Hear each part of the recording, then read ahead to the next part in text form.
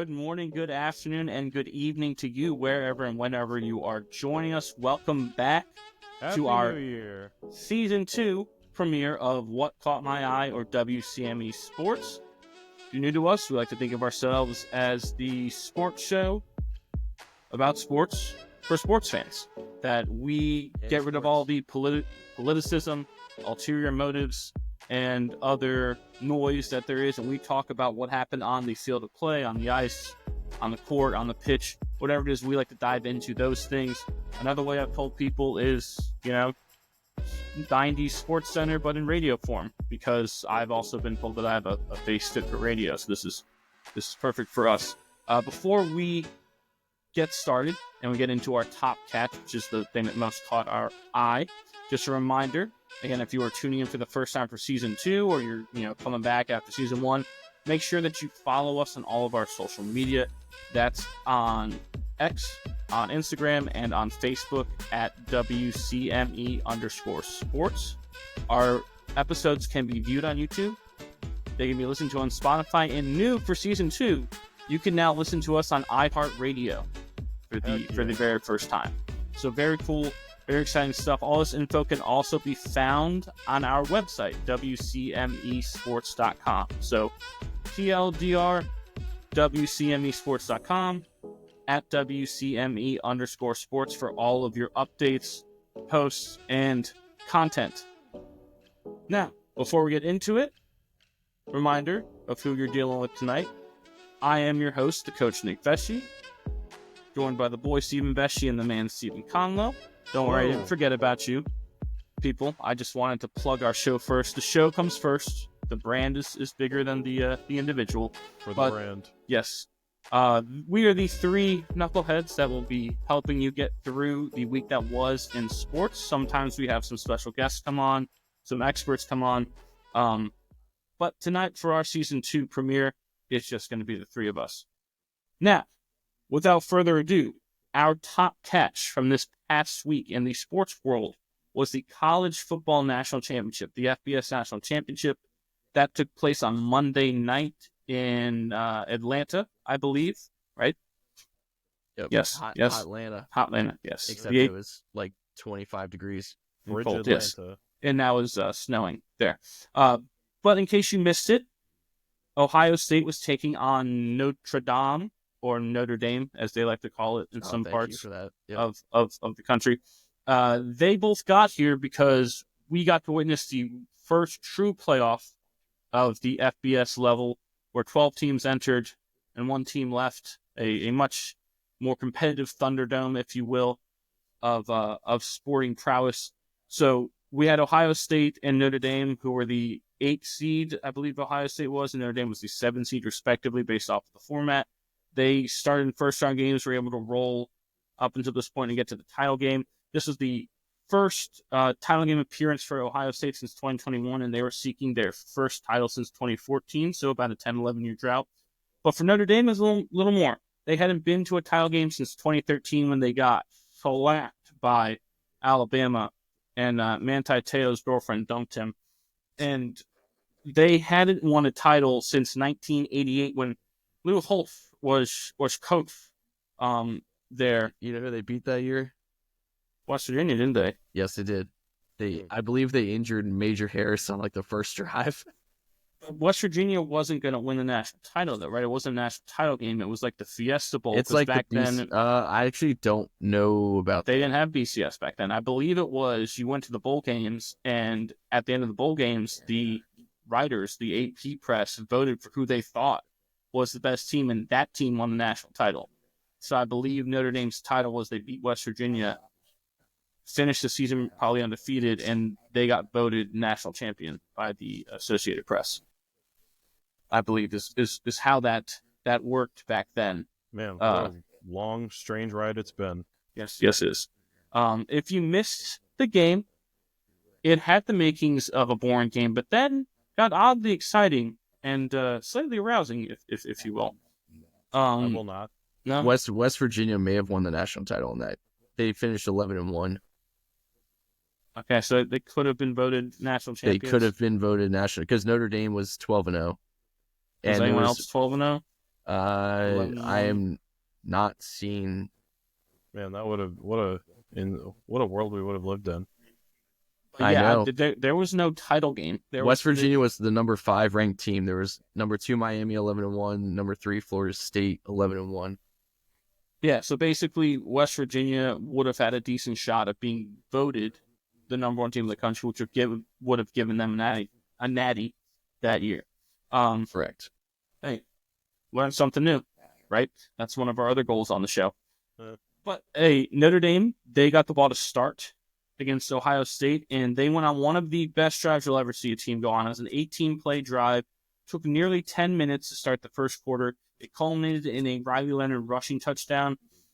But what it seemed like is that drive almost took more out of Notre Dame than it took out of Ohio State. Like, it almost felt like Notre Dame took 2 quarters to catch their breath after that drive because they were gassed and left everything out there for that.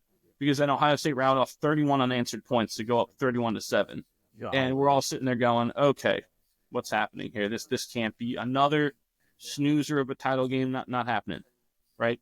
So Notre Dame, you're down 24 points. There's about less than 8 minutes left in the third quarter, and they were able to pull within 8 late in the fourth, 31-23. A couple of incredible 2-point conversions on touchdowns to help get that to where it was. But then you saw their kicker, who had been so good in the playoffs, Mitch Jeter, miss a chip shot. And that kind of deflated because that would have made it 31-26. And then what happened is Will Howard connected on a deep pass on third down that ended at the 2-minute warning to Jeremiah Smith. And that set up a short field goal by Jayden Fielding. And that essentially clinched the title because at that point, it didn't matter. It's like 30 seconds left. Notre Dame was done, out of timeouts. It kind of ended the run right there. And that gave Ohio State their 7th title in program history. Will Howard, the aforementioned Will Howard, completed his first 13 passes, which became a championship game record. He finished 17 for 21 with 231 yards and 2 touchdowns. And running back Quinshon Judkins had 100 rushing yards with 2 touchdowns. And he also added a receiving score as well. Coincidentally, both players were transfers that came in this year. Will Howard from K-State and Judkins from Ole Miss. So they talked so much about how Ohio State built this $20 million roster. Well, possibly the 2 most impactful guys they had on the field last night were part of that $20 million. So it kind of shows how much goes into that. So again, final score, Ohio State 34, Notre Dame 23. A very admirable comeback attempt from the Irish. They were fighting, just like their name, but alas, came up short. And I think Ryan Day now is 70-10 at Ohio State. So they showed stupid. Some crazy stat about his winning percentage, and the only other people that have higher winning percentages around are people named Frank Leahy, Newt Rockne, and Walter Camp. Guys who don't even have pictures in color; they're in black and white. Right? Those are the only guys that Ryan Day, his winning percentage is comparable to. But God forbid he loses to Michigan again. No, fire him. Actually, yes, please fire him. They should have fired him after that, so that Ohio State wouldn't have won the national title. But thoughts, gentlemen. Good for Ohio State. Good for football. I mean, my big takeaway wasn't necessarily, and it might be different because, I don't think it's any mystery to anyone that listens that I'm not really a college football guy. But, I mean, good for Ohio State, good for the Buckeyes. But my big takeaway was the format. It makes me happy to hear everyone's so happy about college football having, the amount of posts I've seen calling them the true champion, which is awesome because they went through the gauntlet and it's how playoffs should be, right? And yes, there's going to be minor complaints. There's going to be some people that are upset, that are maybe a little in their feelings about, who gets in and who doesn't. But keep in mind, this is the first year, right? It's the first year, and I would say the reception has been 98% positive. Unless you live in Alabama. Unless you're on the set, unless you're below. I have North so, Carolina. I have so many friends that are Alabama fans, and some people I know that went to Alabama and schools in the SEC, and none of them were upset. They all seemed. I checked in with them. Most of them would tell you, like, yeah, we didn't deserve it. Well, I mean, they proved that when they Yeah, lost to a to Michigan team who was without their Exactly. like 5 best players. Exactly. But like, I think that for a first year of using this format, I think it was incredible. I think that it can only get better, and I think the only way it gets worse is if they just go back to how it was, right? Like, in what world does this not keep getting better? The first year they knocked it out of the park, right? We haven't seen success like this since YouTube TV's inaugural quad box. Like, this is it's just knocked out of the park immediately. I'm happy. So Go one interesting thing to note, and baseball fans have kind of seen this when they first did their new iteration of the playoffs, is if you notice the teams that got to the title game were 2 teams that didn't have first round buys. And I think, and then you again in baseball playoffs, you saw that where a lot of the times the teams that got that bye didn't benefit from it, and almost like you're out of rhythm. And I wonder if that becomes something that gets tweaked, where instead of getting a bye, it turns into a, 1 to 12. I don't think so, because that'd be too many games at that point. But maybe something, I don't know. I mean, maybe the coaches just have to adjust to it.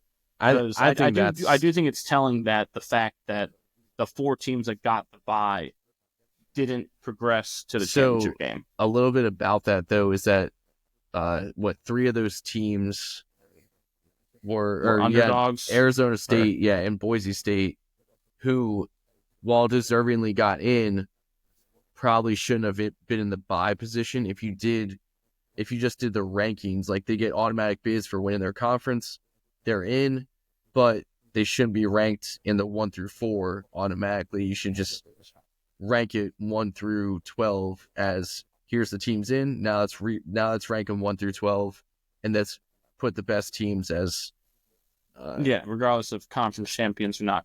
Correct. Yeah, that's why I could think be the one tweak. I think that's all they have to do. A couple of my biggest takeaways with this is that we get a true national champion. The regular season, as many people have pointed out to me on X, is that they ruined the regular season, all for money. It makes no sense. This has been the best regular season ever in college football because fans are engaged way longer into the season. How many teams are packing stadiums in November with a 1-loss or a 2-loss team? That never happened before. Those teams would be done. The players would be done. The Clemson's of the world, you're right. Clemson would have been done. South Carolina would have been done. After the first week of the season, Clemson would have been done. The Big 12 teams all fighting for that championship and to get into the playoff. Those teams with 2 losses, they would have been done. No one would have cared about those games, right? Yes. Indiana, the second Indiana lost to Ohio State, their season was over in previous years, right? Not the case this year. Notre Dame losing to Northern Illinois early. If this was a 14 playoff, they wouldn't be in, right? Ohio State wouldn't have been in. How many old documentaries have we seen of college football? Like, think back. Like, first thing that comes to mind is the Swamp Kings with Urban Meyer and Tim Tebow with the Gators. How many times in like a college football documentary do you hear like, we lost, our season's done? The regular season, I get it that college football has the best regular season because the games mean so much, but now you don't get destroyed for losing a game in September. Correct. You can come back and still make the postseason. The games still matter. You still have to earn your spot into the 12 teams, but the fans and the players are way more engaged later into the year, and it's awesome. It makes it more, like I said, more relevant for more schools. Yeah, right. Because in the old format, there were certain schools, and we saw this with UCF back in the day when they were undefeated. Florida State last year. In Florida State, right? There were many schools who literally it didn't matter to start the year; they had no chance of winning a national championship, which is the opposite of basketball. Technically, every single school in Division I basketball has a chance to win the national championship. Now, obviously, how many can realistically do it is a lot smaller. And it's the same thing in college football, but technically every single school to start each year has a chance now to win it, whereas before, basically, you had to be a name. You had to have a brand with you. But that now doesn't matter as much. And now, like, another big takeaway, too, is the leveling of the playing field with NIL, transfer portal, and the mega conferences. And now you're seeing more parity than ever, and you're seeing that the SEC can bleed. Yes. Right? And you're seeing the Big Ten really take over. And I have a theory on this, Nick. I don't know if you'd be with me or not, but there's always going to be higher potential NFL guys at these SEC schools, right? They're the freak athletes of the freak athletes. A lot of them are blue chip 5-star guys, and the Illinois of the world bring in 3-star guys, and they have to develop and they have to grow and everything. So when I watched the Illinois-South Carolina game and a lot of these Big Ten SEC matchups, something kept coming to mind. People always talked about, well, the SEC's built in the trenches. Like, did we just forget about Midwest and Big Ten football, of like how they're always built and how maybe those guys aren't the freakest of athletes, but they're better football players? Yeah, that is one thing that is it's intangible, it's non-quantifiable, is how good you are at football, and that's something that Talent versus your work boy ethic. Belichick was able to identify really well. Was the difference between the fight and the dog, smoke not and, the dog and the fight. Yeah, smoke and fire, right? Like, or what are we seeing here? Because there is a laundry list of players. Like, when you hear the draft busts, all those guys are, for the most part, people who had the freakish athletic ability, but just weren't good enough at playing football. I do think another component with it is the way that certain schools develop the person, and because too often that when you are a high recruit, your ego is inflated, because that's just the way our society teaches you to act. Johnny so Manziel. That when you're presented with adversity or things that you have to develop, you haven't been used to developing a skill because you never had to. Right? You were the fastest guy, you were the biggest guy, you were the strongest guy. You were given with, you succeeded, whereas you see a lot of other schools, like, especially, I mean, if you just want to go to a lineman standpoint,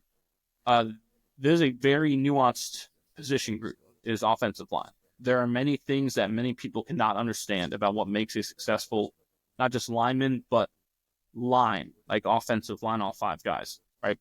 And it takes time, it takes cohesion, it takes chemistry, and it also takes understanding how to block people. And again, when you are the freakest athlete and you go out there, for most of the people you play against here in high school, you don't have to have any technique. You don't have to you literally just run into the person and you're going to fall down, right? So having that technique be developed is a big thing. And you're right. I think that's one of the reasons you saw the Big Ten lines perform better is, one, they had older guys out there. You saw more upperclassmen out there for the Big Ten lines than you did with the SEC lines. And that makes a big difference, because it's kind of like when you get to the next level, the NFL level, everyone's a freaking freak. Everyone. Does not matter who you are, where you came from, what college you went to, they are the freaks of the freaks. And what separates them is the intangible things, the work ethic components, the studying, the knowledge of the game and how to manipulate what you need to manipulate, the angles you take. All these little things are what make people successful at that next level, the NFL level. It's not necessarily the athletic ability. There's like 3 guys in the whole league that it's just athletic ability. But too often these SEC schools, because they, rank prospects just based off of that, they get these guys, and way too often you see someone fizzle out because it's just athletic ability and they haven't developed anything else that goes with it. So you're right, we've kind of lost touch of what it means to be a football player. And that's hard to understand and explain to someone who's never been out there in the trenches or fighting that proverbial battle on the gridiron, because it doesn't make sense, right? It's not like baseball where, tangibly what makes you successful at baseball is getting more hits than right? Someone else, right? Your batting average is higher because you got more hits. That's directly correlated to that. You hit more home runs. You hit the ball over the fence more than someone else. You struck more people out. There's all things there that can measure that, and that's direct. Whereas on a football field, it's not necessarily direct. Even with some receiving statistics and passing statistics, yeah, you can go with those, but it's still not always direct because of the team nature of the sport and kind of the vagaries around what it takes to be successful. And I think we get caught up too much in the individual and not so much with the collective. And that's what great coaches find ways to take the individual and make the collective succeed. And I think you saw two good coaches do that. Right? Ryan Day rallied his troops. Right? They have arguably the most talent of any team in the country. They bragged about it. We're talking about that $20 million roster. But they had lost 2 games coming into this and won 2. Yes, a Michigan team that went on to beat Alabama, but Alabama stinks. Let's be real about it. So Michigan's best showings were those last 2 games, and that's again another coach, Sharon Moore, who put his guys in the best positions to succeed. And you saw Ryan Day take those individuals, right, who the most talent in the world, and make them perform at their highest potential when it mattered most. You saw Marcus Freeman rally his troops after the Northern Illinois game and make his individuals perform at the highest level. Now, I guess getting back to what you said about maybe talent disparities, right? Ohio State operates itself much more like an SEC school than any other Big Ten school. Same with Oregon. Notre Dame doesn't. Notre Dame operates itself a lot of ways closer to what you might see at Stanford, right? And I heard a really incredible, I thought it was very interesting statistic. If you counted the number of 4- and 5-star recruits on both teams, it was essentially even. Right. However, Notre Dame didn't have a single 5-star person. They had like 35 4-stars, and Ohio State had like 10 to 15 5-stars and 20-some 4-stars. So that's where the talent disparity is when you take the elite group, the 4 and the 5-stars, then you break it down by 5 to 4. You saw that, they did have a little more firepower, and that I think ultimately was the difference in the game last night, was that little extra firepower that Notre Dame was lacking because of that. But again, that doesn't necessarily mean that anyone out there on Notre Dame was less of a football player. I thought that they showed how good they are at football, and Marcus Freeman showed how good he is as a head football coach. Yeah, there's something called the blue chip ratio, where I think it's over 50% of your recruits are 4-star and 5-stars, and those are the teams that have always won national championships. But at the end of the day, you have to have those guys in the correct environment, in the correct team, and a lot of those 5-stars on Ohio State are older. Besides Jeremiah Smith, who's ridiculous, who, if he was eligible, would be a top 5 pick. Like, that's how ridiculous that guy is. So, yeah, every now and then, like, sometimes these teams that win national championships are just insane, and they have loaded NFL prospects like 2019 LSU or 2020 Bama, and Miami, Georgia. I think 2019 LSU might be up against Miami. Yeah, there's a year for Miami. I forgot. I just wanted to use them on the national title. It's 2001, I think. Is it 01? It was either 01 or 03, I forget. But I believe I saw a stat with them that if their offense didn't score a single point the entire year, they still would have won 8-4, because that's how many points their defense and special teams generated and how much they beat other teams by. That if their offense literally pulled a Red Bull you and took a knee on every play, they would have went 8-4. So yeah, see, you're right. You have to have talent. When you look at when they had the Final Four of the old playoff system, every team that was in that top 4 is just loaded with NFL players. Yeah. Each team, even if that was the number 4 seed that lost in the first round, just all NFL players. So you have to have talent, but I'm sure there's some Barney Stinson intersection law here about where talent meets coaching and preparedness and effort and skill. Like, there's because a whole if it was strictly just talent, like Ole Miss would be there, South Carolina would be there, Tennessee, Alabama, all of those SEC schools, right? Oregon was one of the top teams in the country, most talented teams. unfortunately, they got the draw of having to play Ohio State. But there's a lot of talented teams and a lot of NFL prospects on these teams. But yeah, it has to meet the coaching and everything has to come in perfectly. Yeah, and we find again we get a true national championship, like a true national champion, and that's to me that's the only thing college football fans should want. yes, because now we get Now we get a legitimate system to determine. Every other sport gives a legitimate system champion except for college football. Yes. Yeah. So yes, exciting times. Now that the transfer stuff has already happened. Now we're in the throes of it. We'll see what more shakes up. Dude, going into next year. West Virginia has 30 transfers. Good God. 30 coming in. They got 30 coming in. Yeah, I'm like sure 20 something went out. UVA was up there as well. UVA had like 20. I think Virginia Tech had like 22. We're actually talking about that. It's you see that high number and that tells you that that your team probably wasn't any good last year. Yeah. That's why you had to go to these transfers. But then you could flip it and say, well, how good can you expect to be if you're not developing players? Because you look at like the Ohio States, the Alabamas of the world, they have like 5-6 transfers. Yeah, I mean, Ohio State took our starting running back. Yeah, Illinois took one of our receivers. Ole Miss took a receiver. Yeah, so like clearly, I'm looking at the roster component from last year. Virginia Tech took 3 linemen because the line coach went to Virginia Tech, and so I'm like looking at the roster component. I'm like, yeah, I know. I was like, wow, the name on the front really doesn't mean anything anymore. No, it doesn't. Go to Virginia Tech after you're at West Virginia. That makes no sense. But I'm looking at the roster build. I'm like, those guys that went to like Ohio State, Ole Miss, like they have potential NFL. Like I think those guys are NFL players. And I'm like, there's probably 4 or 5 NFL guys that were on that West Virginia roster. Yeah. And God, they just sucked. The team sucked. Yeah, I mean, it is one of those, like you said, it does even the playing field, though, because it's like, okay, my team stunk. Well, I can go out and get 30 guys to come in. Because you have to, if you're doing, so like, it makes a lot of sense when a new coach comes in, like how West Virginia's doing it, and you have to just rip the culture, right? Strip it and start it again. It's like what Dion did in Colorado. Correct. And you might suck next year, but maybe in 2-3 years, like, the culture's back and you understand what you're doing. Yes. Like, or you do a Kurt Signetti with Indiana. He had a bunch of transfers too. Guys that came in from JMU. JMU Hoosiers, yeah. And they were, 11-1 in the Big Ten.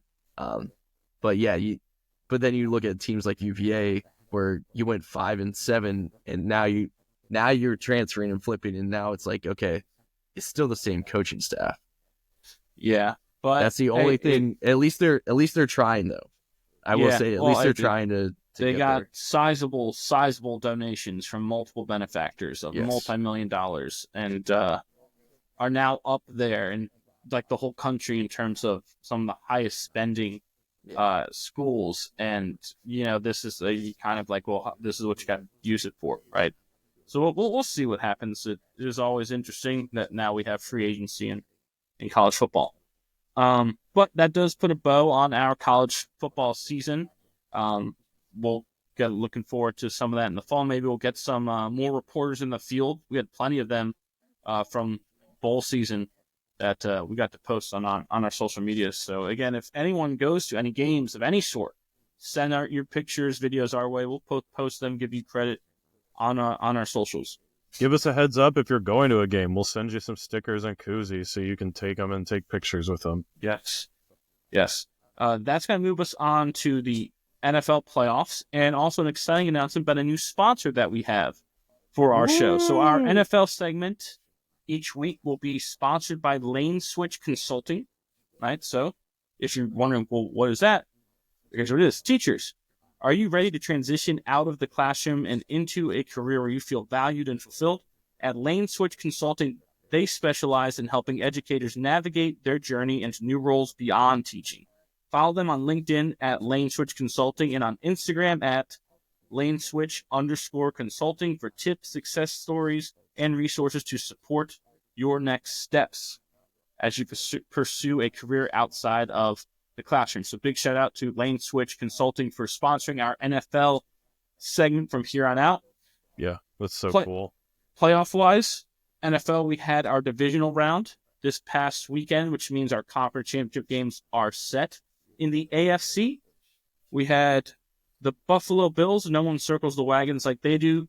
They went undefeated at home this season as they survived a late Baltimore Ravens rally to win 27-25. It's the second AFC championship game for Buffalo since 1994.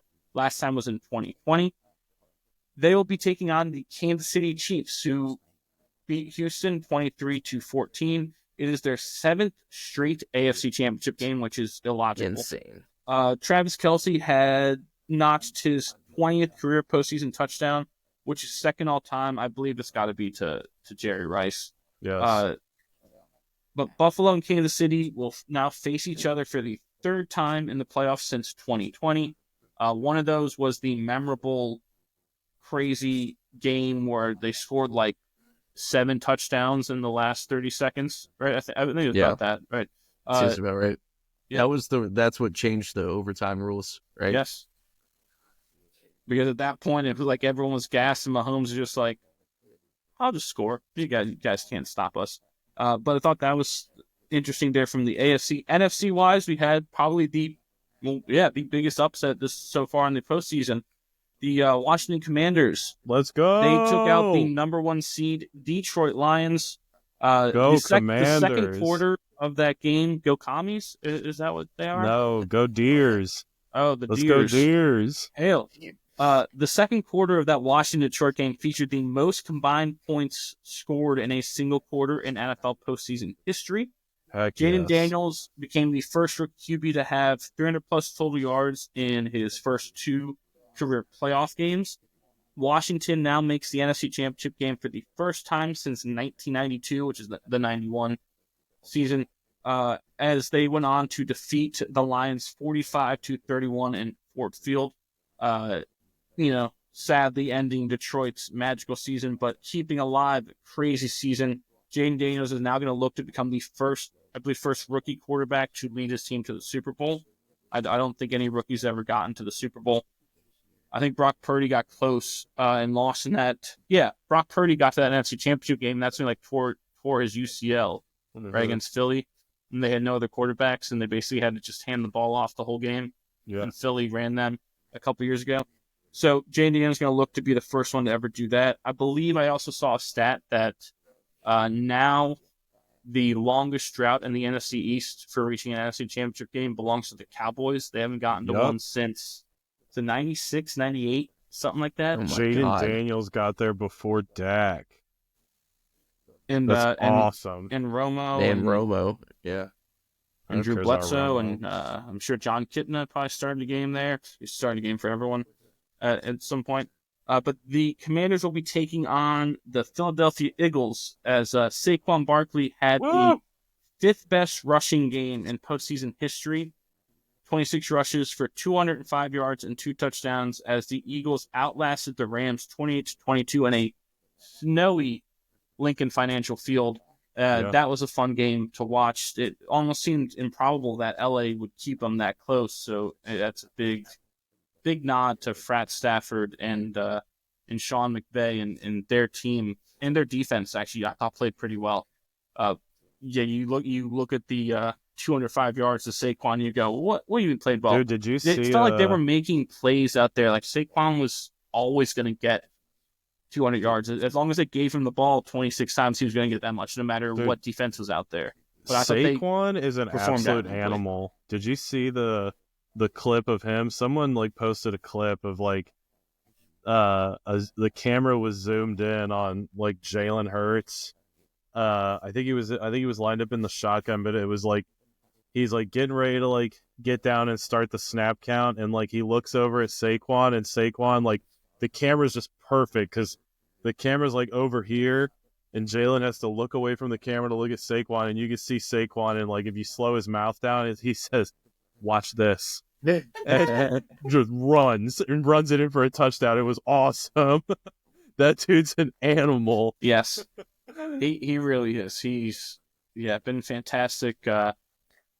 Has Change the scene, has he man. spent his whole career in Philly? I can't imagine a team not signing him Yeah. long term, right? Have you seen the clips of the Giants like GM where like he's like in his office with like With his kids? family, Yeah. and he's like, "What do you think?" And they're all like, "No, we don't want him." It's like, No, all right, it's one kid. His one kid goes, get Jayden Daniels. Yeah. He's like, do anything you Yeah. can to get Jayden Daniels. You only get this job once. Get him. And alas, crazy.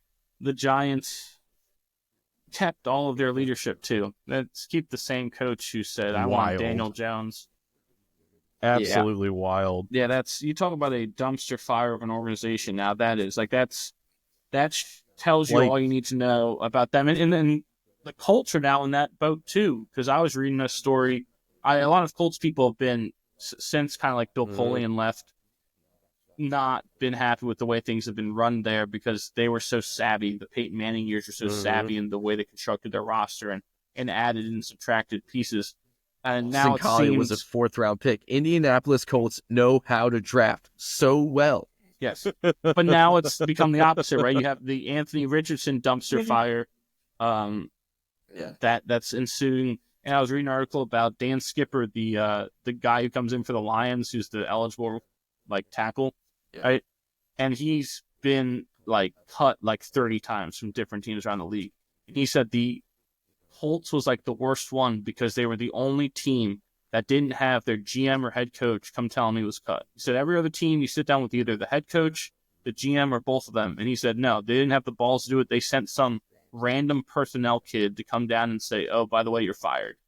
And that kind of tells you all you know about the culture and organization of the Colts right now is that. Pussy shit. Yeah, it's chicken shit is really what it is. Like, Yeah.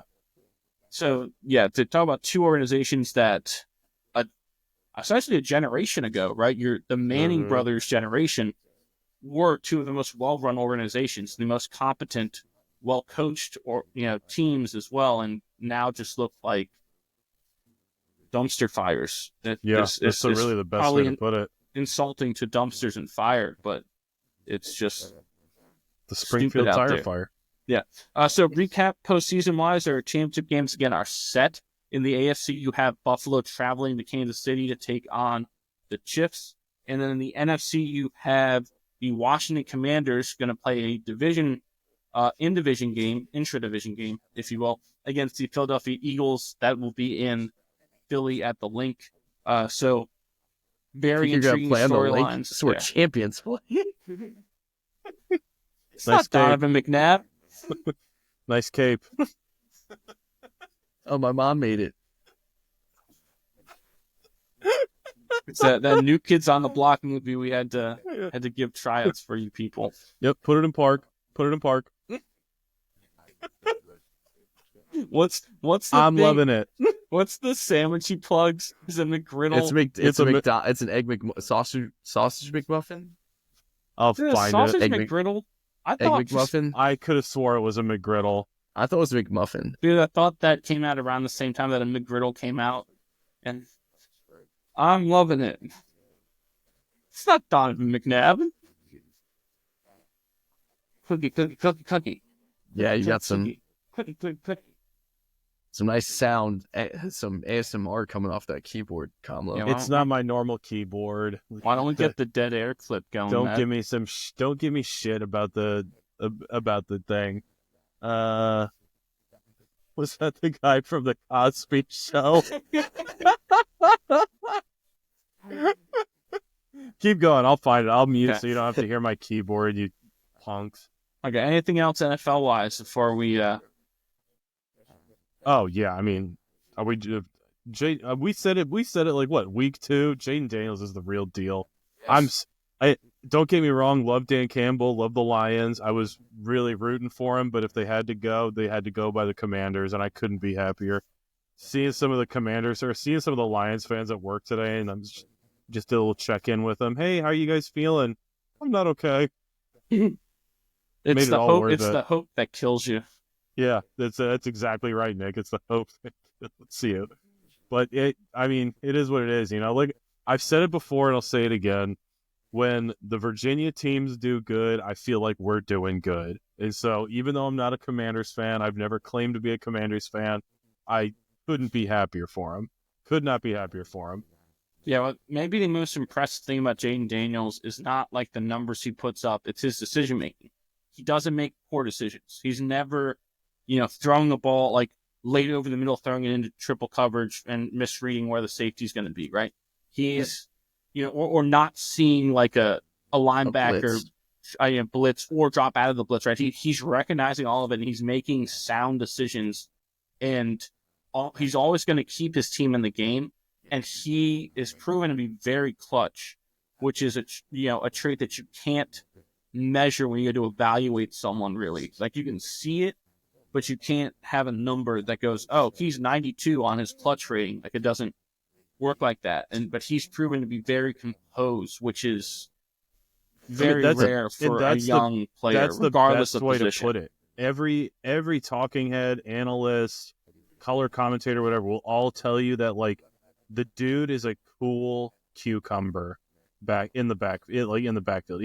It's insane, like just how like composed he is back there, and like you never feel like it's out of his control. By the way, Brady was doing that game. I believe he had a stat that was like, if there's a free rusher against Jayden Daniels, he's rushed for 300 yards on the year. That means a free pass rusher that no one's blocked, just a blitzer that jumps free. Jayden Daniels turns that into positive yards. He's kind of like what we were saying, the combination, the intersection of where the skill meets the football IQ and the preparedness and the maturity and the effort.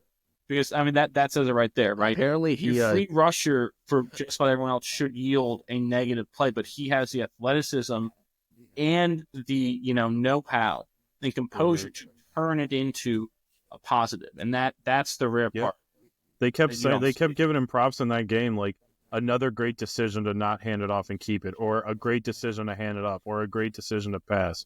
And if anybody knows that too, it's Brady. Yes, right, 100%. He lived off the RPO. Huh? Yeah, he lived play action. RPO is different than play action. It's sausage, egg, and cheese McGriddle value meal that he plugs, by the way. I'm loving it. Yes. We may have slipped that episode into more like shows than any other one. I mean, the best part of that whole scene for me, and it gets me every time, is when he gets out of the car and he flips the sunglasses. Woo! He puts them back down. That wasn't Donovan McNabb. Was that Elvin from The Cosby Show? Sprints. And isn't that guy the guy from Elf who's Yes, he works at the not Macy's. Yeah. Yes, that's him. Yeah, Gimbals. Yeah, he's the manager at Gimbals. He's not Santa. He's the manager at Gimbals. Gets all paranoid when he sees the decorations. Somebody's coming for my job. We got to stick together and be a unit.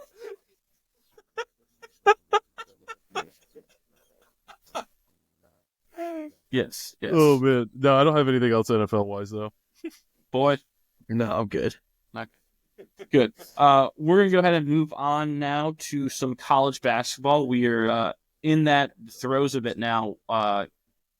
Creeping up to February, where the heat gets turned up exponentially because you're a stone's throw away from March, and this is where teams are cementing their resumes. And especially right now, when you're in the middle of conference play, where you're trying to see, hey, how many teams can my conference get?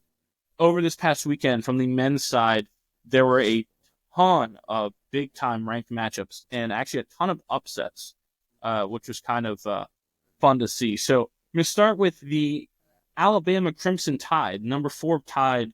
They took out the number 8 Kentucky Wildcats at Rupp Arena, 102-97, behind 25 points and 11 boards from Grant Nelson and 24 points and 9 assists from Mark Sears. Do you know Mark Sears is the active leader in career points scored in NCAA Division I basketball? Is he really? Yeah. I mean, dude puts the ball in the bucket. Is he a 4-year starter? I feel like it's been 3 years. That's crazy. Where'd Conlon go, by the way? He just left. I don't know. Our producer Stephen Conlon said, "I'm jumping ship. I don't know anything about basketball."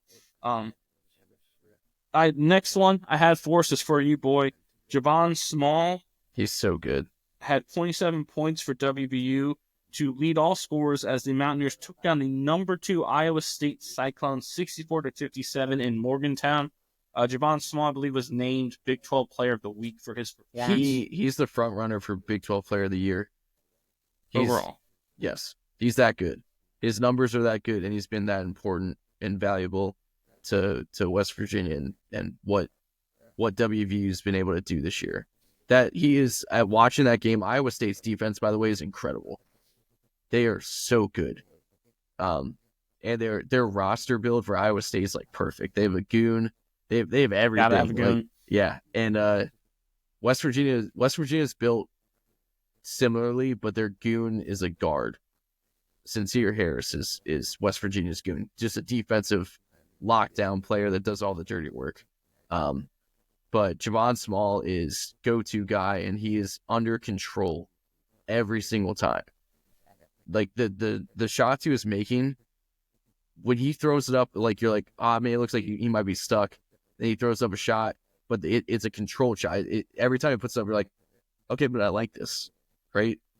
I'm so impressed with him and what WVU has been able to do in the first year with DeVries. By the way, 2 of their scores, like West Virginia's sometimes has an issue with like scoring on offense because of injuries.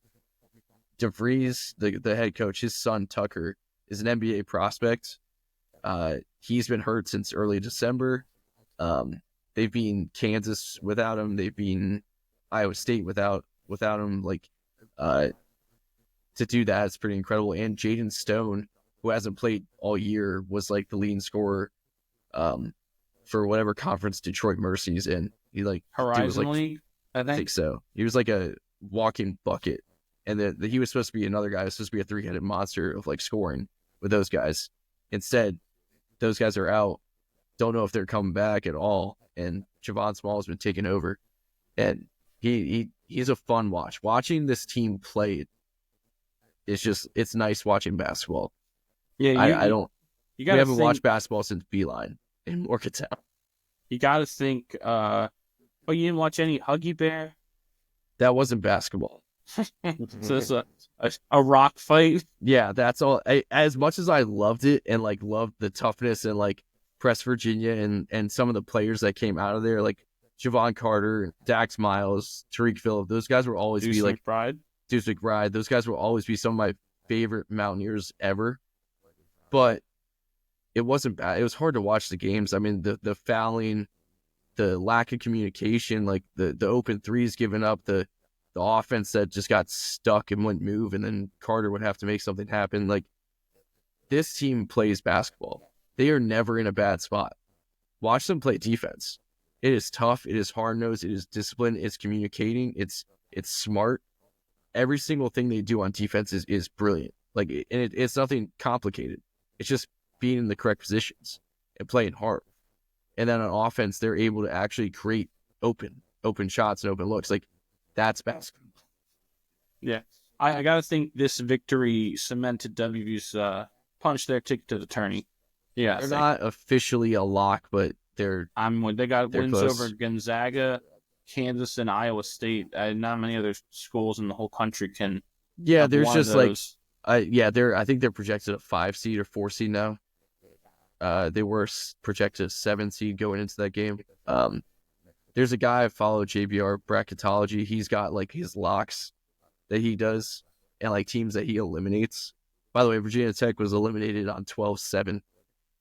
Golly. Good night. I'm sure UVA's been eliminated already. 111 was when UVA got eliminated. Wow, it lasted that long? I think the win over Villanova. Yeah, I mean, when you get that's eliminated. Right, they beat Villanova. Think about how bad that is for Villanova. Well, when you get eliminated and like have a lock to get in, like you have to have like special resumes to where like nothing else matters, right? that's where it is. So like Auburn's a lock, Duke's a lock, couple other Alabama, Kentucky, couple other teams are like locks, but I'm assuming if West Virginia wins their 2 games this week, they'll probably be a lock. But yeah, it takes like a special thing, but their wins are pretty ridiculous this year. Yeah. Oh, Arizona. Everyone of Arizona as well. Their four Yeah. losses too are Pitt when Pitt was on a roll. Arizona, so they split with Arizona. Louisville, who we've seen is fantastic with Kelsey. And then their 4th loss was Houston. At Houston. Just really good as well. Speaking of upsets, moving on from West Virginia, going to Nashville. After leading by as many as 16 points halfway through the second half, Vanderbilt held off a late Tennessee rally to beat the number 6 Volunteers 76-75. Vandy's pretty good too. All the SEC teams are good. And literally every team in the SEC is better than most every team in the ACC. You know whose resume that helps? Drake. Drake is one of Vanderbilt's 3 losses. Oh, wow. Yeah, that is true. Love the Drake. Love the Drake. Sticking in some Big 12 country, Houston, the aforementioned number 10 Cougars, they defeated UCF. Jawan Roberts had a game-high 21 points, including the game-winning layup with 1.1 seconds left, as Houston survived on the road at UCF. It just goes to show that playing on the road is difficult, especially when you have to travel like that from Houston to Orlando.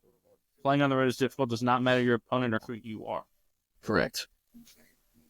Now, team that was able to get it done on the road, Creighton. Creighton has some, like, their schedule was, like, illogically difficult this year. But they went on the road and beat UConn. I believe UConn was number 14 at the time. It snapped the Huskies' 28-game home winning streak as the Blue Jays took them down 68-63. It's Creighton's 2nd-ranked win this year. They previously beat number 1 Kansas, or Kansas was number 1 at the time. But yeah, Creighton's schedule, like they had to play San Diego State, who's, you know, a very good team. I believe they played Alabama. Was Alabama? Someone of that ilk. They played another couple teams. So they've got like 6 losses, but they've got some very, very quality wins. They're a team that you don't want to play if they're able to get into the tournament, because they started the year ranked high. They're the classic example. Started the year ranked high, didn't meet expectations because they lost a couple too many games, have put together the wins that you need to get into the postseason. And that's the type of team that goes on a run, and that can be very difficult to ouster in the bracket. Next, you're talking about Auburn earlier. They're the number 1 team in the country. They were able to beat Georgia, who, believe it or not, was ranked number 23. Good. Yeah. They're also, again, every SEC team is excellent. Auburn, though, was playing without Janai Broome, and they survived a second-half rally from Georgia to beat them 70-68 in Athens. Again, hard to win on the road. Getting that done is a big feather in their cap. More road wins. A lot of road wins, a lot of upsets this week. Number 17, Purdue, they stretched their win streak to 7 games with a 65-58 win over number 13, Oregon and Eugene. Very impressive. I did not see that coming out that Oregon had the potential to run them out of the water, because I have not been that impressed with Purdue this year, but that win is a very, very good win for the Boilermakers. Back to some SEC ball. Ole Miss's Matthew Morrell hit the game-tying 3-pointer with less than 10 seconds left in regulation to force overtime against Mississippi State, but Mississippi State's Riley Kugel had a season-high 21 points, including the game-sealing free throws with 11 seconds left in the extra session, as the number 15 Bulldogs knocked off the number 21 Rebels in the basketball version of the Egg Bowl. 2 teams that you may not have thought were going to be that good. Again, these are traditionally teams that don't do anything but play football, and Ole Miss and Mississippi State are also very, very good. Another upset here on the road, Xavier. They really aren't that good, but they survived number 7 Marquette's second-half comeback to win 59-57 in Milwaukee. Again, pretty amazing to get that job done.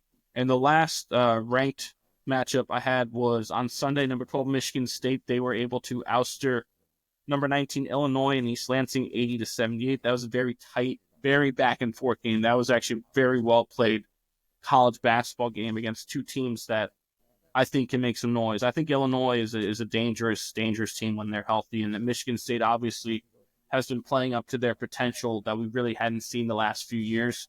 So, pretty amazing. But all in all, as the weekend wrapped up, you had 4 of the top 10 teams lose and 11 of the top 25 teams lost. Now, granted, there were several first ranked matchups where one of those teams was going to lose. But again, a lot of teams like your Marquettes losing at home to an unranked team, right? UConn losing at home to an unranked team. Like you're seeing parity. You're seeing the skill. And if you notice, did I even bring up an ACC game? No, the ACC is trash, garbage, right? The Big Ten is very good. They may not be as good as the Big East, and they're definitely not as good as the SEC. The SEC is fantastic. SEC is the best. I would probably say Big 12, Big 10. Big 12, yep, Big 12.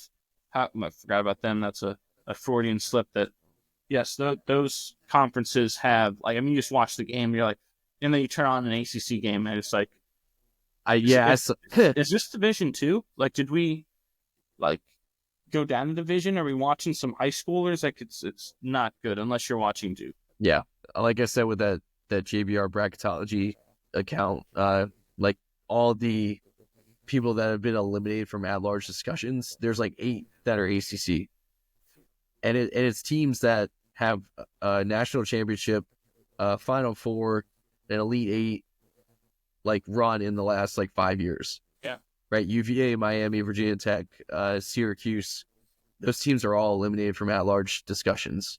Yes. So to see that's hilarious, but also the ACC will manage to get 2 teams to the Final Four. It happens every year, right? UNC, because UNC is another example team you don't want to play, right? They're not good, but all the talent in the world, they get in. That the talent may oftentimes win the day when it comes down to it. It's and they'll be an 8-9, right? They'll win their first game. They'll play that 1 seed that's going to get screwed and have to play them in the second round and beat them, and that's how they're going to run. Like, you could just kind of see that coming to fruition with them. Moving on to women's college basketball. That's going to take us to our Mimosa Minute this week. If you are new to our show, the Mimosa Minute is brought to you by Maine & Co., the creators of the modern mimosa. Visit them at mainsip.com and follow them on Instagram at maine.co to see updates and content about what they're brewing up down there, besides just mimosas in the can. But Maine & Co. championing women's athletics since 2020. So a couple good things I saw from the world of women's college basketball. Vanderbilt, the Vandy women also took down the Tennessee women in an upset. Vandy's Michaela Blake, she tipped in the game winner at the buzzer to upset number 15 Tennessee 71-70. Blake's had 23 points to lead all scorers. That game might have also been in Nashville, too, by the way. I think that it might have been the next day. That's a pretty damn good weekend. 2 1-point wins over your cross-state rival who's always sitting there mocking you, right? Pretty good for Vandy there. Penn State women, they handed number 9 Ohio State their first loss of the season in a 62-59 win over the Buckeyes in Happy Valley. Pretty good there. I didn't realize Ohio State was undefeated. Now, obviously, they may have not played anyone, but it doesn't matter. It's hard to not lose. And again, playing on the road is difficult, regardless of where you're playing. And lastly, Paige Beckers became the 12th player in UConn women's basketball history to break the 2,000 career point mark. She became the fastest, though, in program history, doing so in 102 games as the Huskies stomped Seton Hall. And again, this is not a typo.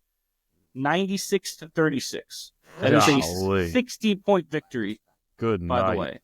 Yes, to the Hall. Anything else, Mimosa Minute wise, before we move on? No. That's gonna take us to some tennis. Tennis, anyone? No, Milos is not here for the first major of the season, the Happy Major, which is the Australian Open. Sometimes a little difficult to watch because the time difference is so absurd that when you're watching them, you're actually watching them on a different day because you're a full day behind over here in the States because of the time difference. But nonetheless, we are on to the second week here in Australia, and the quarterfinals are set. Quarterfinals started play, I believe. Again, I don't even know if is it yesterday or is it tomorrow. I can't even tell. But they started play already. So the men's quarters, you had American Tommy Paul. He took on Sasha Zverev. Another American, Ben Shelton, took on Italian Lorenzo Sonego. Yannick Sinner, another Italian who's the number one player in the world, he is taking on the number 8 seed, I believe, Alex de Minaur of Australia. And then the premier quarterfinal matchup was Carlos Alcaraz versus Novak Djokovic. That's a quarterfinal worthy of a final there. And then on the women's side, defending champion Aryna Sabalenka, she took on Pavlyuchenkova. Coco Gauff, another American, was taking on the Spaniard Paola Badosa. Madison Keys, another American, is taking on Alina Svitolina. And Emma Navarro from UVA. She's taking on the Queen of Clay, Iga Swiatek, in her quarterfinal matchup. All in all, there are 5 Americans that reached the quarters at the Australian Open, which is the most we've ever had since 2003. That's incredible, right? I've talked about it last year. American tennis is in an incredible spot right now in terms of the depth in the skill. It's just, we look at it, and on the men's side, how many of these guys can realistically win a major? And even on the women's side, too, you kind of look at it going, how many people outside of Coco can realistically win? But still, we have so many people that are ranked in like the top 25, top 30 in the world. Every major or Grand Slam, we have runs like this. Like 5 combined is a fantastic number for American tennis. Now, some bad results for us coming into our show right now. Coco Gauff, she wound up losing to Paula Badosa. She had 41 unforced errors, including 6 double faults, allowing Badosa to reach the semifinals for the first time in her career at a major. But the positive thing here for Coco, since the year 2000, the only other people to make the same number of quarterfinals at majors before turning 21, right? So Coco's made 8 quarterfinals at majors. Since 2000, there's only been 3 other players to match or exceed that number of quarterfinals. It is Serena Williams, Maria Sharapova, and Kim Clijsters. That's a pretty impressive list. And again, Coco, we got to remember, it has not turned 21 yet. She's made 8 major quarterfinals and has won a Grand Slam title. So her losing to Badosa, look at that as a learning experience for her. But hey, you didn't have your A game. How can we adjust to that in the future when I don't have my A game and still come out on top? Because that is one thing that the great players always do. All of them, Serena, Djokovic, Federer, they didn't win every time because they had their perfect game. Like, what do you do when plan A and plan B don't work? How do you get it done and win? So maybe that's, let's hope this is a learning experience. But again, Coco is still so young. More big things hopefully for the rest of this year. She hadn't lost in 2025 until she lost to Badosa in the quarters. Tommy Paul, one of the American men, he made his 3rd career major quarterfinal appearance, but he lost to Zverev in 4 sets. I believe the first 2 sets were in tie breaks, and then he won the 3rd set, but then just lost in the 4th. So it really a very tightly contested match. Could have gone either way. That's kind of disappointing to see. Alcaraz, he got to the quarters because he was able to get past the British youngster lefty Jack Draper, who's very fun to watch if we get a chance. But Draper had played all 5 setters up to the point. He got to Alcaraz, and he wound up having to retire from the match not long into it. But in his quarter against the Joker, Alcaraz won the first set, but then Djokovic came back, won the next 3 sets to advance to the semifinals. And Djokovic is looking for. Do you know how many Australian Opens he's won? Djokovic? 8. 10. He's looking for his 11th Australian Open title this year. He's 37 years old. He is won 10 of those. That's just asinine Animal. at Absolute that point. animal. Right. Arina Sabalenka said that she's the defending champ on the women's side. She dropped her first set of the tournament in the second set against Pavlyuchenkova, but she was able to say the ship, won the third set pretty handily. She now advanced to the semi. She's going to face Badosa for that finals bid. There, Emma Navarro, a couple more notes out of her. It's her fourth straight major reaching the round of 16. She then, made it to the quarterfinals by beating Daria Kasatkina, first time ever at the Australian Open for her. All of Navarro's matches at Australia have gone 3 sets, right? Gone the distance. She's the second player ever in the Open era to make the quarterfinals at the Australian Open by playing all 3 setters. And I think I saw a stat with her that no one on tour has played more 3-set matches than Navarro since like the start of last year. You know about someone who keeps their composure and is calm under pressure. Navarro never wavers. It's kind of what makes her successful in the 3-setters is that she's always eating heel. And for someone who's a Red Bull athlete, that's kind of crazy and the opposite, but very, very impressive. It's someone who doesn't get rattled that you're gonna have to beat them. She's not gonna lay down for you and let you take it.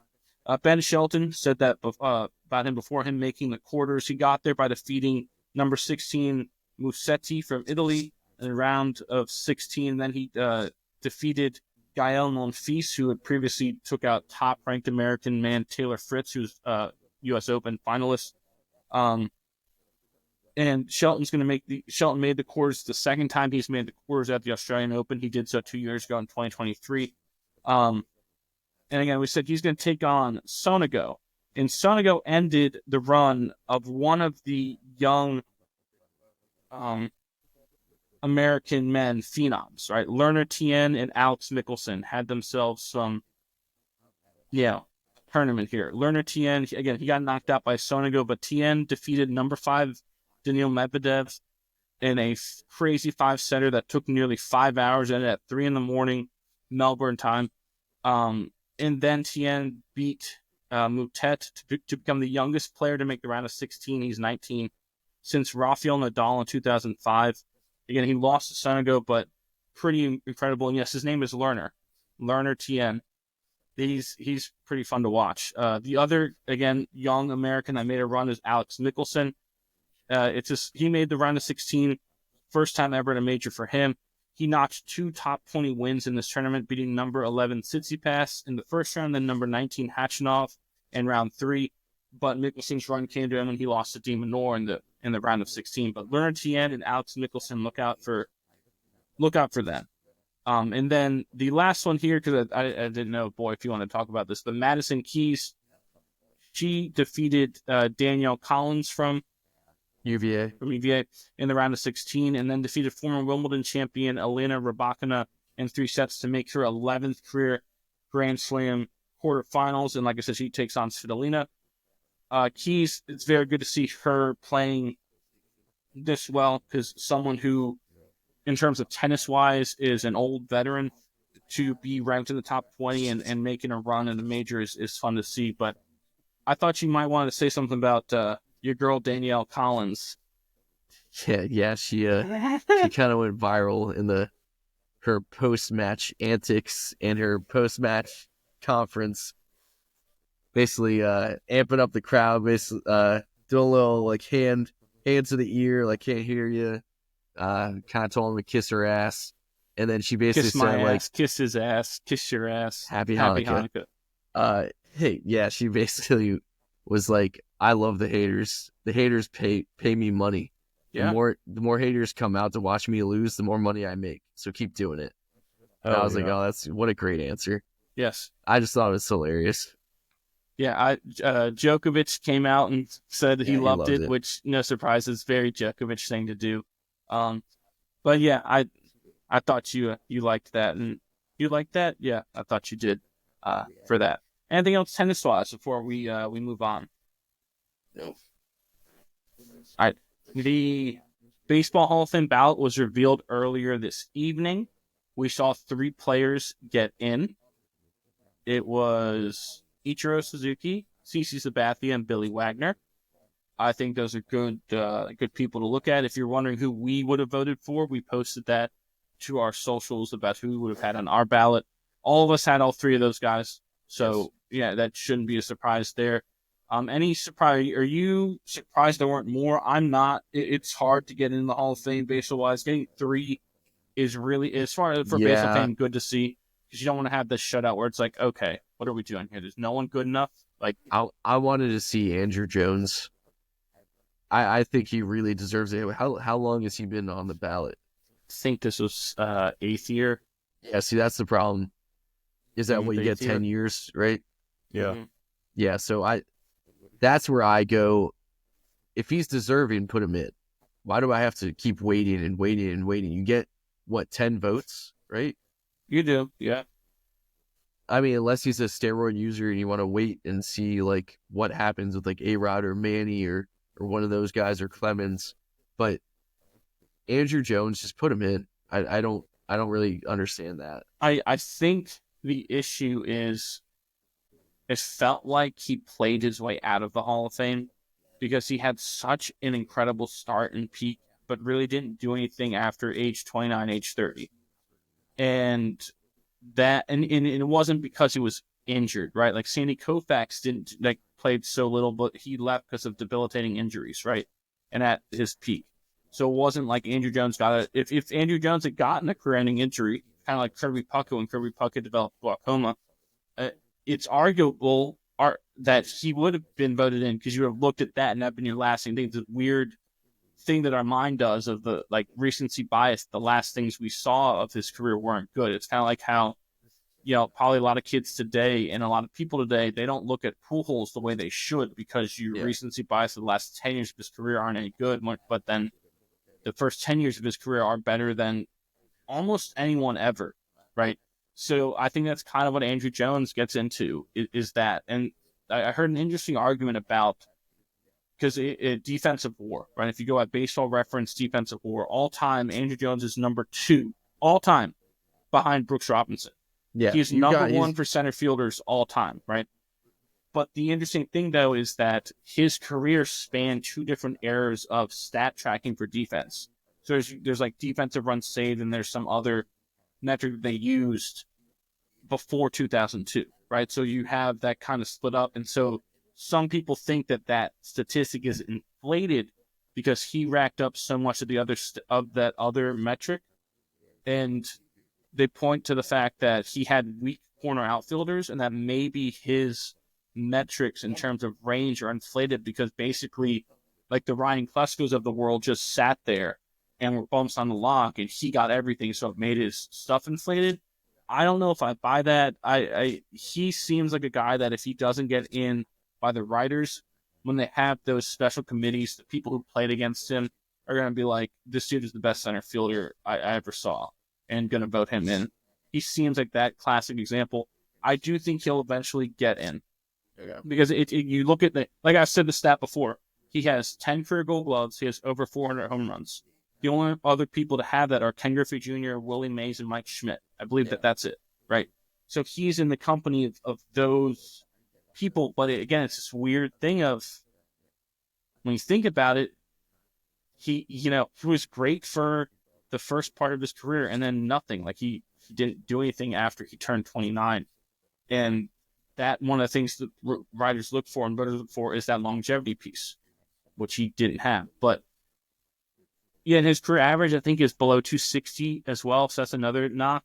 And that a lot of writers prefer guys like your Kenny Loftons, your Bernie Williams, your Jim Edmonds of the world who aren't even on the ballot anymore. They got kicked off real early. So they look at that and say, is Andrew Jones really better than those guys?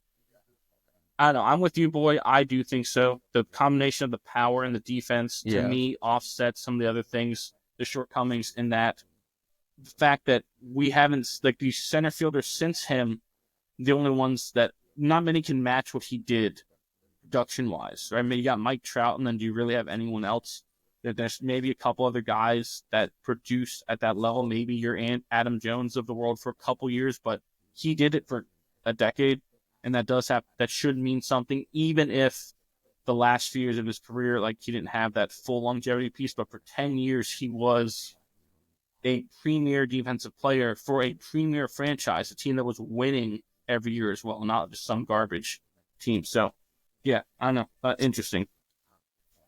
Couple other baseball news and notes. Hiroki Sasaki, the Japanese phenom, he signed with the Dodgers. Pretty, not shocking there, but man, they are, again, a juggernaut. And I have a couple baseball stats for you here that I learned. This one's on Mariano Rivera. Was Ichiro unanimous, do we know? No. One voter, one dipshit voter. I assumed as much. They would do that. So the only unanimous Hall of Famer is Mariano Rivera. And I've said it before, it's because he's literally the only person that you have to accept that he is the greatest who's ever done his position. Like, no one's even close to him. So there's no debate. So it's like he's unanimous because there's no... Yes, you could say, how can you find a reason to keep Ichiro off? You could. You can't find a reason to keep Mariano Rivera off. There literally is no reason because he is the greatest to ever do what he did without debate. But here's the stat I read of him. More people have walked on the moon, 12, than have scored an earned run in the playoffs against Mariano Rivera, which is 11. Pretty wild. Nuts. And then my last stat here, boy, UVA has the most active Major League Baseball players with 15 than any other college. Wow. Isn't that wow? Yeah. That's pretty crazy. Yeah. Brian O'Connor is the head coach down in Charlottesville. Done a fantastic job. But yeah, UVA has more active major leaguers than any other school in the country. I don't think that would have been who anyone would have guessed. No. Right? It just shows how they develop players. My first guess would have been Vandy. Yeah, I too would have said something along those lines. Moving on, I got a couple hockey news and notes for you, Kamlo. I figured these were obligatory for you. I'm sure you saw this. The Penguins' Alex Nedeljkovic became the first goalie in NHL history to have a goal and an assist in the same game as the Pittsburgh Penguins defeated the Buffalo Sabres 5-2 on Friday night. He also had 40 saves in that game, good for a .952 save percentage, which basically means he had one of the greatest games ever by a NHL goaltender. He'll probably be gone in the next couple months. Pittsburgh's gonna have a fire sale. They're garbage. Yeah, they stink. But yeah, that is incredible. Incredible.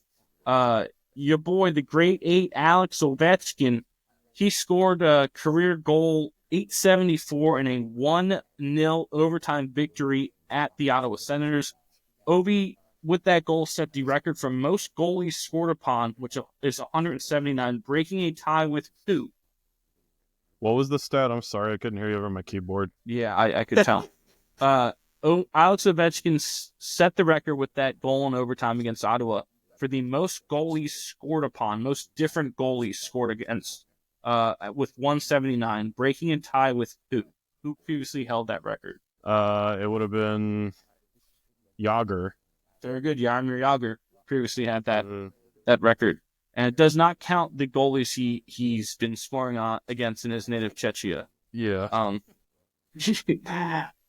Next it's an one down. Insane list. Yes. Down 3-0. The Edmonton Oilers scored 4 unanswered goals, culminating with an Evan Bouchard game-winning tally with less than 8 to go in the third, as Edmonton defeated division rival Colorado 4-3 in Denver on Thursday night. I always like a good comeback, just like Kim Kardashian. Don't say it. God damn it. Well, and you're welcome. I'm not finishing the quote. Move on. Moving on, we talk about the Senators losing to Washington, but they did have a pretty sweet win over the weekend against the Boston Bruins. Ottawa's Josh Norris scored the game-tying goal with 12 seconds left in regulation, and Tim Stützle, who is a stud, scored in the shootout. His one goal to start was the difference as Ottawa dispatched Boston 6-5 on Saturday. Anything else hockey-wise before we move on? It's a scrappy team up there in Ottawa. Yes, they are. They took Caps 0-0 to overtime. I mean, if we're gonna talk hockey, I'd be remiss if I didn't give at least one shout out to Logan Thompson. I mean, he came into the season as the backup goalie for the Caps, but with him and Lindgren kind of sharing starts, Logan Thompson has just been the dude, man. He's an arm and a leg above his performance out in Vegas last year. I think he already has 20 wins or something stupid like that, and back-to-back shutouts this year, one of which was against the Senators, so that was cool to see. I mean, he's just been lights out. The dude is standing on his head. It's incredible to watch. I've had so much fun watching Logan Thompson this year. Yeah, the Caps have been a good story. They've brought in some very good pieces. Your Jacob Chikbrins of the world, your Pierre-Luc Dubois. I'm missing a couple. Outside of Logan.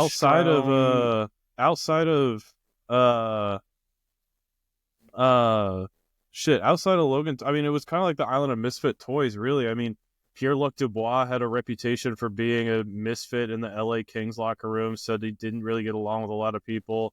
Mangiapane, I think, came from Calgary with a bit of a history behind him. Logan Thompson got cut for some reasons out there in Vegas. And I mean, it's just been a culmination of, I think, the young core that Washington had last year is obviously finding their footing in the league, in the show, and they're doing an incredible job. And Spencer Carberry, I mean, you can't give the guy enough credit. I mean, the guy knows his locker room and he knows his squad, and like just listening to the way he talks to him and like getting like the small snippets like the Caps will post on their social medias of Spencer Carberry and seeing how he conducts himself behind the bench. I mean, I have the utmost respect for this guy. There have been a lot of Caps coaches that I've really hated.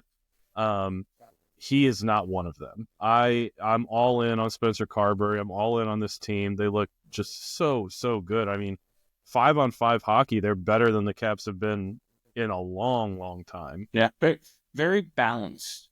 Yes. Right? Balance. It's something you didn't like you only saw it during Barry Trotz's time. Yes. Outside of that, they were incredibly unbalanced, so offensive heavy, and you might get lucky. Your goalie saves enough shots and you win. But Trotz came around, turned that differently, and then he left, and then it kind of went into disarray. But you're right, Carberry's brought that balance back where they can beat you in like 12 different ways, and that is a dangerous team that can beat you in all those different ways at any night. That's a team that can be successful in the playoffs as well. Yeah. Any more hockey news and notes before we get to our final segment of the evening? Cap. Go Caps. Boy's on mute. He doesn't even know it. What a jabroni. I was blowing my nose. I was watching West Virginia game on the other side. Need you to lock in. The game's over here. It's right here. This is all the game you need. This is our Super Bowl. Yep.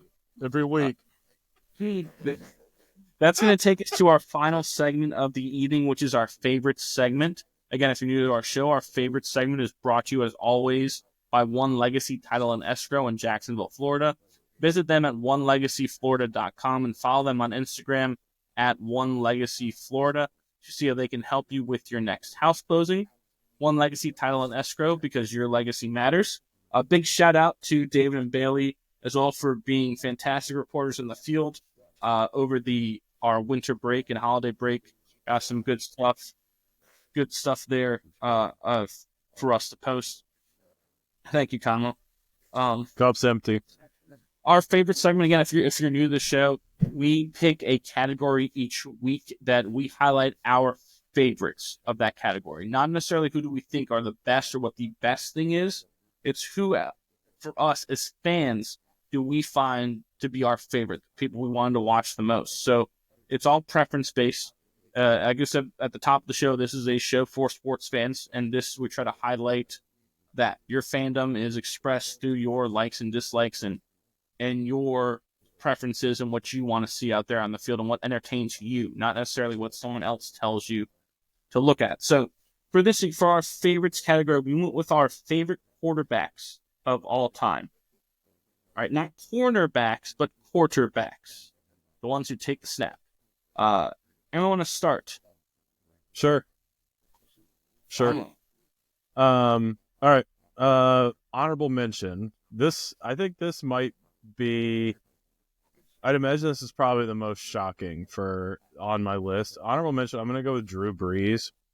Um, and when I was thinking about this, the one thing that came to mind was, like Dan Patrick does his like Super Bowl show, like the week leading up to the Super Bowl. And I think one of the first times I saw the Super Bowl show, he had Drew Brees on, and they showed him like their negative draft review, right? Their like draft scouting report, and they took out all the good stuff and they showed it to him. And Brees was the first guy that I ever saw go, "Let me keep that." Supposedly hung it up in his locker, and looked at it like till the end of time, right? And I just thought that was so cool. I think that like in layman's terms, I think that's just the perfect depiction of Mamba mentality that an athlete could have, right? Like just remind yourself every day of like the haters and the doubters that are out there. I love that from Drew Brees, and it was like without hesitation. Let me keep that. And then it started a trend. I think every other quarterback that came on that they showed that to asked like, "Oh, Drew did it? Yeah, I want to keep mine too." Right? He has how many touchdown passes? Yeah, I'll keep it. Drew Brees, honorable mention. Number 5, I'm going with famous Jameis. I knew that was coming. I'm going with famous Jameis. Surprised that wasn't higher. I've said it before, and I'll say it again. I think he is just the good guy that the league needs. The wholesomeness behind him, the hilarity behind it. I can't say it enough. I have a whole folder of Jameis Winston clips that I save, and anytime I'm feeling down or need a pick-me-up, I go to the Jameis folder. I love Jameis Winston. I love the energy he brings. I love the humility, the humbleness. Love him. He's awesome. So you watch Jameis Winston clips. I prefer to listen to Frank Costanza scream at George Steinbrenner about trading Jay Buhner. That's what gets my juices flowing and gets me out of bed in the morning. Yeah, it's relatable. Number 4, I'm gonna go with Peyton Manning. I'm gonna go Omaha. Is it Peyton or Peyton Manning? Peyton. Peyton Manning? Peyton. Omaha. Peyton. I love Peyton Manning. We grew up in the era where we had Breeze versus Peyton, Brady versus Peyton, and it's a lot of fun to watch. And I think during his time in the NFL, I would be the first to tell you I wasn't a huge Peyton Manning fan. But there's no denying the dude's game. There's no denying the dude's athleticism, his skill, his prowess, and everything that he's done for the game afterwards. Ridiculous commercials aside, the Monday Night Football, the Manning cast that him and his brother do, top tier. I think it's better than any coverage you could watch. It's gold, Jerry. Yeah, gold. It's exactly what it is, right? It's oval. It's Kenny Banya Ovaltine. It's gold.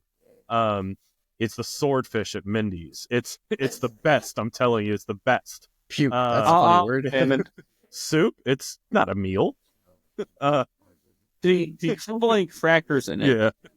Yeah.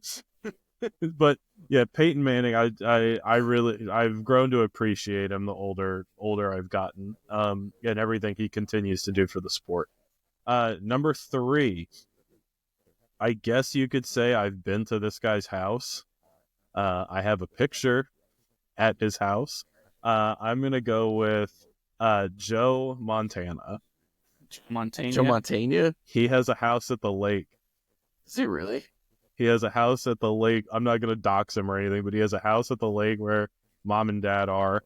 And they told me that one day, and I was like, man, no way. And they were like, get on the boat.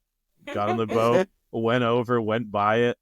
Huge house. He wasn't there, unfortunately, but I did snapped a quick selfie. It's like Costanza taking pictures next to the convertible. You don't have the convertible. But I mean, Joe Montana. I mean, the track record speaks for itself. The record speaks for itself, and you know what? It's followed him in his life. Like, he knows how good he was, and he knows like where he is in terms of greatness. So I mean, it's hilarious to see him do these interviews where he's like, I don't know, I've never lost one. Like, in like all these, he always pops up for interviews leading up to the Super Bowl, right? Whether it's Rich Eisen, whether it's Dan Patrick, ESPN, whatever, man. Like Joe Montana, I mean, he's the OG goat, right? OG goat Joe Montana in the 3-hole. Number 2, I'm gonna go with Drew Bledsoe. I'm going with Drew Bledsoe, and it's interesting, yes, but I don't think it's for unobvious reasons, because number 1, Tom Brady. Yeah. Number 1 is Tom Brady. I mean, you talk about the greatest. Without Bledsoe, Tom Brady doesn't exist. There you go. Yeah, it's a 1-2 punch, pow pow. Without the argument can be made, right? I mean, Tom Brady is number 1, and I think it should be number 1 for everyone. The fire that he brought to the field, the perfection he demanded from himself, his players, his coaches, everything, and now everything he's doing after the fact. If you look at TB12, you look at his commentating career. I mean, the guy's the GOAT for a reason. He's my GOAT. He's my favorite. There'll never be anyone to replace him as my favorite. That's my list. I'll hang up and listen, but I think it's the best list. So if everyone wants to cut it off, they can. All right, they'll do it for us tonight. Who gives a shit? I didn't even make a list. Yeah. That was too good. Yeah, follow that. All right. Sure, I'll follow it. Okay, let's go. Here we go. All right, I got 2 honorable mentions. Wrong. Wrong. The first one played for the Permian Panthers, Mike Winchell. I Ride Wiggle 34 split Switchblade for the state championship. Great, best football movie there is. So I feel like I had to slip that one in there. It's a good one. Next honorable mention, we've mentioned this guy several times today already. Donovan McNabb. I'm loving it. Ooh. I went back through his stats. If you actually look at his stats, they're not that good.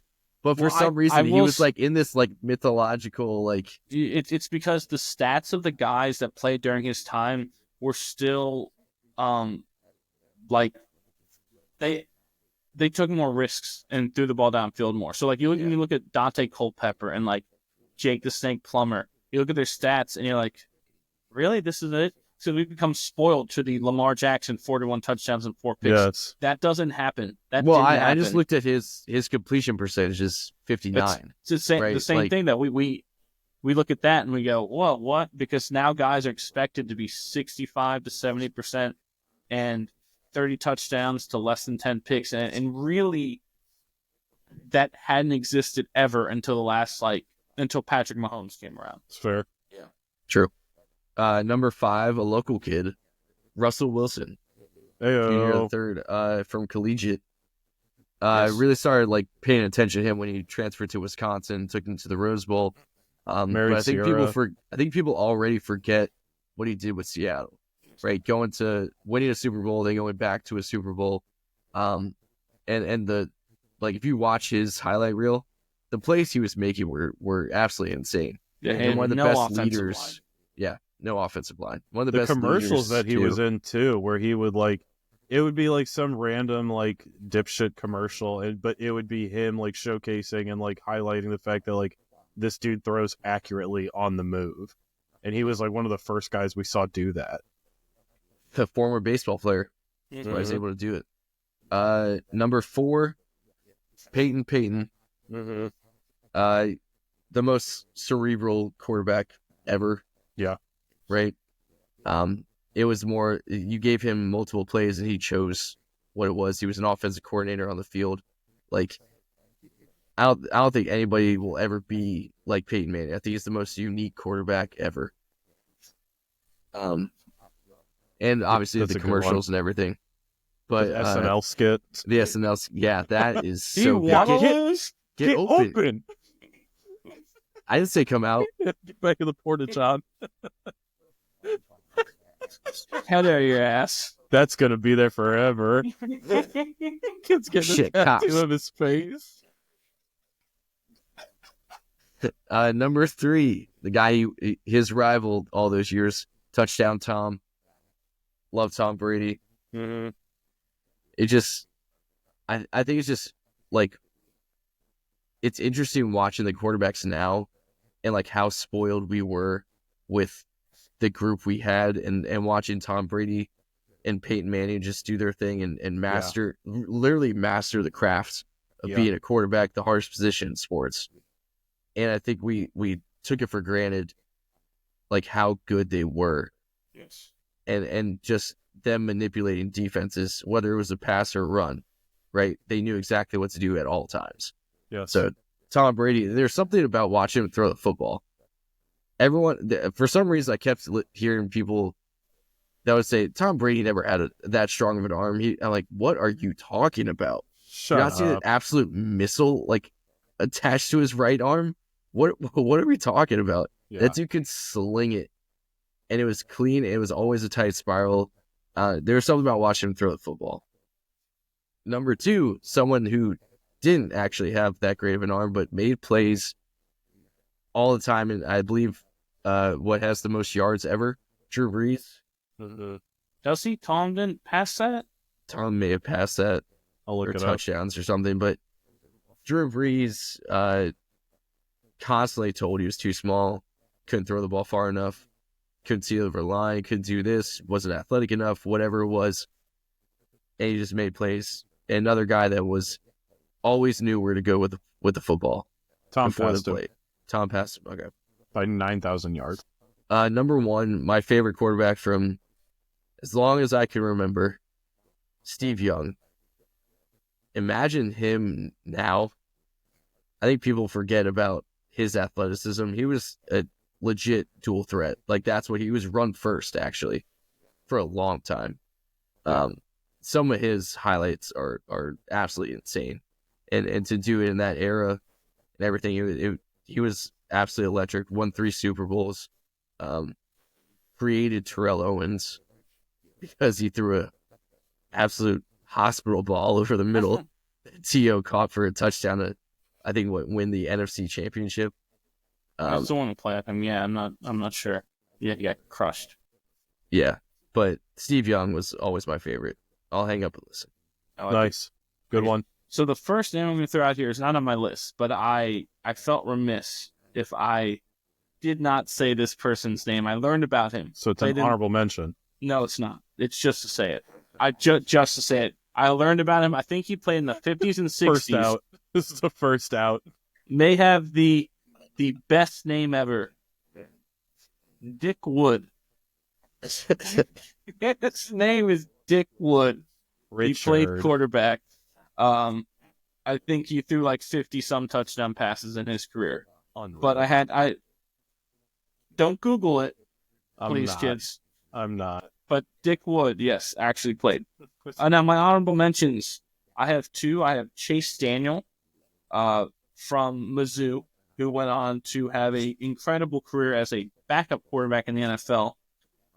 He made $41.8 million in career earnings. He threw 9 career touchdown passes, which means each touchdown pass was roughly worth $4.6 million every time. So that's wild. He is my hero, Chase Daniel. My other honorable mention is Tim Tebow. As I had said before, he's winning personified. I don't care if you say, well, what kind of quarterback was he? He was taking the snap, so he's a quarterback, right? There's something to be said about winning. And at the end of the day, that's supposed to be the goal when you step out on the football field. And all the preparation is not so you could have the most yards or the most catches. It's so your team wins the most games. And that's all Tebow ever really cared about. And so that's why he's on my honorable mention. Number 5, I have Bryce Perkins from UVA. Bryce He- Perkins, it's because he's the last one to beat Tech. Yes, right? he's the last quarterback to beat Virginia Tech, and he may be the only one to beat in them. 20 years. They should be building a statue of Bryce Perkins in so Charlottesville. Spiteful. He was so good. He had not That's a lot of help the kind around of him. program we are. Right. He did so much with so little. He it felt like was running for his life because basically it was just the three of us out there blocking for him, or it might as well have been. He had no run game, oftentimes no defense. So he's being put in these bad situations, and he would single-handedly win games. And like 1 year, then the year they beat Tech, they won 8 games, which is incredible for UVA. And that was all on his shoulders. Like I said, they should put a statue of him in Charlottesville. He is one of we talk about football players. Bryce Perkins is one of the best football players ever to come out of UVA's program, which includes guys like DeBrickashaw Ferguson and Herman Moore and Matt Schaub and Chris Long. Rondé Barber. Tiki and Rondé, right? Ahmad Brooks. There's a lot of dudes. James Ferrier.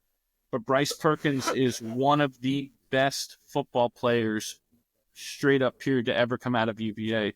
And so that's why he makes my list. Number 4, who I'm surprised you guys didn't have him on your list, is Brett Favre. He had a hell of a wedding. But Brett Favre, the ultimate gunslinger, was fun to watch. His exuberance while he played. But I love the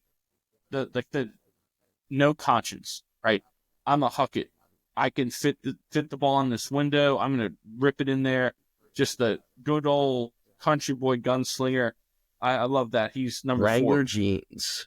Yeah. Brett Favre. Turducken and the boom. Number 3 is Kurt Warner. Warner, yeah, it's going. His story is so incredible. Literally was like bagging groceries at a grocery store and got a call like to come to a tryout on the Rams. And the rest is, history. It shows up there, leads them to the Super Bowl, the greatest show on turf with Isaac Bruce and Marshall Faulk and Torrey Holt. Went on to go to the Cardinals, led the Cardinals to their greatest success they've ever had as a franchise. Believe it or not. Took them to that Super Bowl. They should have beat the Steelers in that game. Kurt Warner, the fact of you talk about being doubted, not even on people's radar, right? This guy went to Northern Iowa. It's like he's not even an afterthought, beyond afterthought. And he's able to make it to this level and perform at such a great level. Kurt Hall Warner. of Famer. Yeah, Hall of Famer. There's some other stat, too, about he's one of, if not the only, one of the only quarterbacks to take 2 different franchises to the Super Bowl. Some crazy. So, Tom did it, Warner. but this is before Tom, right? But the list is very low. If I don't know who else would be there, but yeah, he's one of the only ones to take 2 different franchises to the Super Bowl, which is kind of crazy. Number 2 is Peyton Manning, Peyton Manning, if you will. His acumen for football is, like you guys touched on it, otherworldly. But he is one of, if not the most impactful quarterback ever. I'd say him and Michael Vick are the 2 most impactful quarterbacks for what we see now, because essentially the position itself now, they're asking every one of these guys to be a combination of Michael Vick and Peyton Manning. It's kind of nuts, right? You have to master all these things, like I was saying earlier about the statistics, right? Peyton came along, and this first couple years, racking up interception totals at the wazoo, but he was really the first one to rip off these crazy 44 touchdowns and 6 picks type of season, and have that accuracy and that command that you didn't see that. You saw great players like your Donovan McNabbs, but no one was close to what Peyton was doing until he showed everyone how. And like I said, nowadays every guy out there is him and Mike Vick put together in some combination. And number 1 is Russell Wilson. Like you said, boy, so incredible his Seahawks days. But what I enjoy more about him is the fact that he was doubted so much, right? A 3rd-round pick. There's very few quarterbacks, not even to start, just on NFL rosters, that were not 1st or high 2nd-round picks, right? It's very rare to find someone even on a roster that's a 3rd-round pick. So for him to be a 3rd-round pick and to have the success that he had, might be 10 Pro Bowls, close to 10 Pro Bowls, a Super Bowl ring. He had no offensive line at all, right? He's literally running for his life every play. And for him to do what he did he does get a bad rap because of the recency bias, kind of like we talked about with Andrew Jones and Pujols. Mhm. People are going to see what he's, the last 2 years of his career and remember that when they shouldn't. They should remember the first 10 years where it's like, man, this dude was a dude and something to be reckoned with. So Russell Wilson is my favorite quarterback of all time. Wisconsin bias. Whole pack of Badgers. Yeah, there's your Wisconsin bias. Go lick some windows. Go take a picture with Palm at his house now, jabroni. Anything else before we wrap this up? Let's put a bow on it. Yeah. So that's going to do it for us here at What Caught My Eye for our Season 2 opening show. Don't forget to follow us on our social platforms on Facebook, X, and Instagram at WCME_sports. Visit our website, WCMEsports.com. Our episodes, they drop every Wednesday at noon on Spotify, YouTube, and now on iHeartRadio. You can go back and watch any episodes from Season 1 if you wanted to. But again, we're kind of a current events show, but I encourage you to see, some stuff and how we've progressed as we've gone along. Big thank you to our sponsors and our new sponsors that have joined us for the upcoming season. That's going to do it for us here on What Caught My Eye. For the boy Stephen Vesci and the man Stephen Conlow, I am the coach Nick Vesci. Remember to be decent to each other. Have a good one, and we'll see you next time. Take care, Guatemala.